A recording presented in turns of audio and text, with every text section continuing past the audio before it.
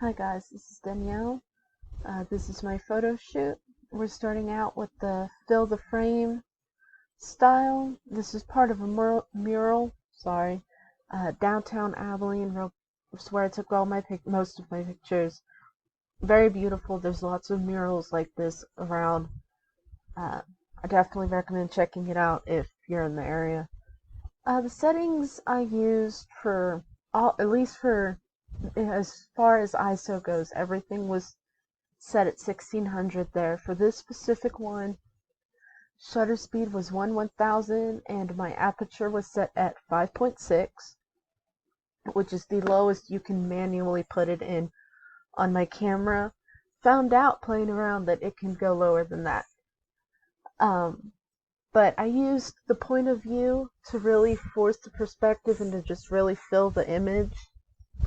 As you can see, the angle still left some of the sky there in the top right corner here, but it fills everything and it draws your attention, and those colors, the real bright colors, definitely helps that.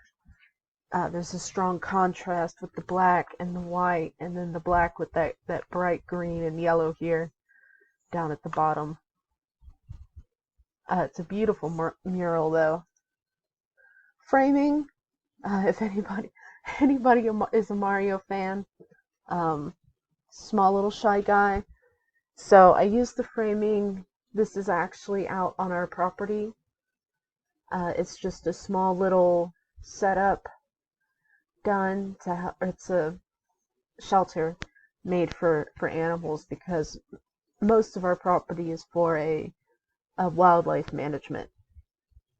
So I did use this shelter to have the framing, and then I put the shy guy in the middle, and with the contrast, especially there in the back, it's very dark, which makes him pop up because of it, and then the use of color with him being bright red against that brown and the unique dead grass color just really helps pull the focus onto him.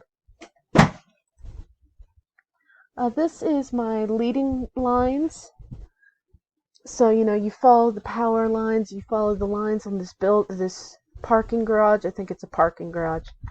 And it kind of makes you look at this building behind it. And if you kind of follow that, it makes you look at the sky.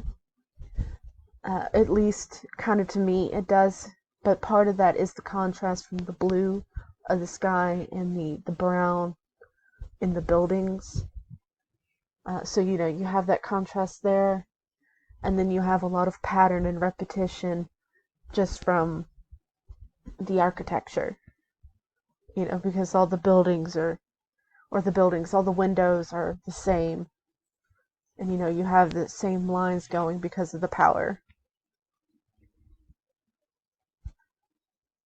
This was my point of view. I could not tell you what building this was. Very beautiful building, though. Stood in the middle of the street, looked up, and took a picture. And, looking at it, it kind of has a way of making you feel tiny. The settings I used for this one is, as everything else, the ISO was 1600. Shutter speed was actually 1 in 2500. And the aperture was 3.5. So, and like I mentioned, this is probably the lowest my camera can go, but it's certain settings actually make it go down to 3.5 as opposed to the manually, you can only get it down to 5, I think. But it's definitely, it looms over you. And there's, the straight lines in it, and the pattern with the windows just really helps draw you from the bottom to the top of it. And then again, you have a nice sense of contrast from the brown in the building and the stone into the blue of the sky. My rule of thirds was this road sign. This is actually on our dirt road. This is the closest thing I have to a neighbor. So this is The shutter speed is 1/200 and the aperture is 9. Um, so you get a lot of, I think you can see a lot of detail here in the soil and the dirt. It's dirt. It's just dirt. But you get a cool contrast from the middle of the pole and the sign, and then the color of the sign going, against it's bright, bright red against the paleness of the sky, and then some of the green, and even against the orange dirt color. So this is the last one, selected focus. A horse statue that's near the library downtown. Kind of a cool statue. Shutter speed was 1/100 and my aperture was 5.6. And I put that in manually. But what I liked about this was, you have the grays and the blues of the statue itself.